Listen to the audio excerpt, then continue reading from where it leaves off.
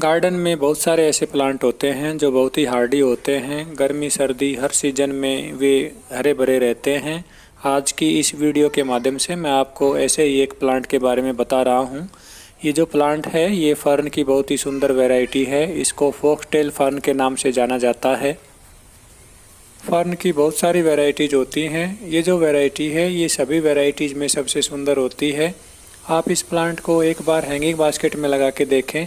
Hanging basket में लगाने पर यह पौधा बहुत ही सुंदर दिखाई देगा, क्योंकि इसकी लंबी लंबी स्टेम नीचे लटकती रहती हैं जो बहुत ही सुंदर दिखाई देती हैं।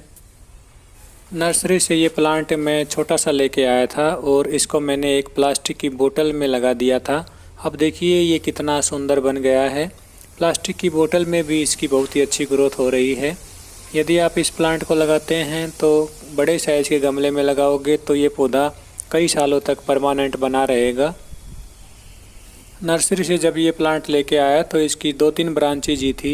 अब देखिए प्लास्टिक की बोतल में भी इसकी बहुत सारी ब्रांचेज बन गई हैं। यदि आप इस पौधे को शुरुआत में ही बड़े साइज़ के गमले में लगा लोगे तो ये पौधा घना बन जाएगा, पूरे गमले में ये फैल जाता है। इस पौधे की खास बात यह है कि ये पौधा गर्मी सर्दी हर सीज़न में अपनी ग्रोथ करता रहता है। जब बहुत अधिक सर्दी पड़ती है तो ये पौधा थोड़ी सी डोरमेंसी में चला जाता है, मगर इसकी ग्रोथ फिर भी होती रहती है। यदि आप सर्दी के सीज़न में इस पौधे को हरा भरा रखना चाहते हैं तो इसकी लोकेशन का विशेष ध्यान रखें।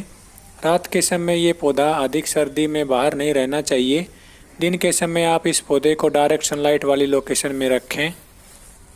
शुरुआत में मैंने इस पौधे को छायादार लोकेशन में रखा हुआ था, फिर इसकी ग्रोथ भी धीमी हो गई थी और इसकी नई नई ब्रांचेज नहीं निकल रही थी।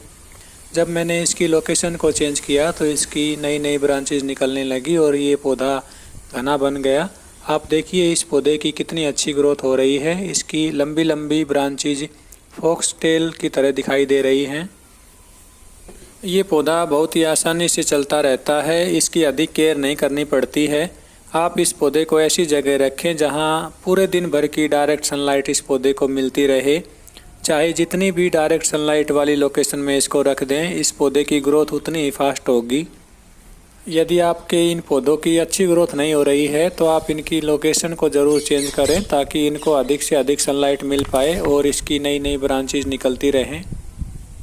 इस पौधे की जड़ों में राइजोम्स बनते हैं, इसलिए इस पौधे में आप ओवर वाटरिंग कभी ना करें। जब इस पौधे के गमले की मिट्टी पूरी तरह से सूख जाती है तो ही आप इसमें पानी डालें। यदि इसमें अधिक वाटरिंग करोगे तो इसकी राइजोम से गलने लगते हैं और ये पौधा सूखने लगेगा। यदि इस पौधे को कई दिनों तक पानी नहीं मिलेगा तो ये सरवाइव कर लेता है।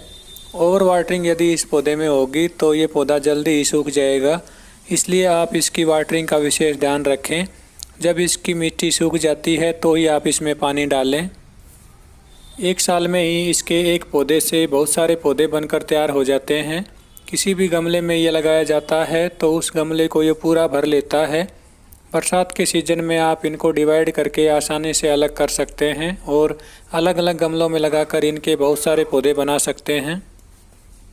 नर्सरी में आपको ये प्लांट 100 रुपये से कम नहीं मिलेंगे। चाहे छोटा सा प्लांट भी क्यों ना खरीदें, छोटा सा प्लांट भी आपको 100 रुपये से कम नहीं मिलेगा। इसलिए आप इन पौधों को अपने घर पर ही डिवाइड करके अलग अलग पौधे तैयार करते रहें। बरसात के सीज़न में इनको डिवाइड करते हैं तो इनके राइजोम से इनकी रूट्स के साथ ही रहने चाहिए। यदि आप इस प्रकार अपने पौधों की केयर करोगे तो ये पौधे कभी भी ख़राब नहीं होंगे। आई होप आपको ये वीडियो अच्छी लगी होगी। यदि आपको ये वीडियो अच्छी लगी हो तो वीडियो को लाइक करें और चैनल को सब्सक्राइब करना ना भूलें। Thank you.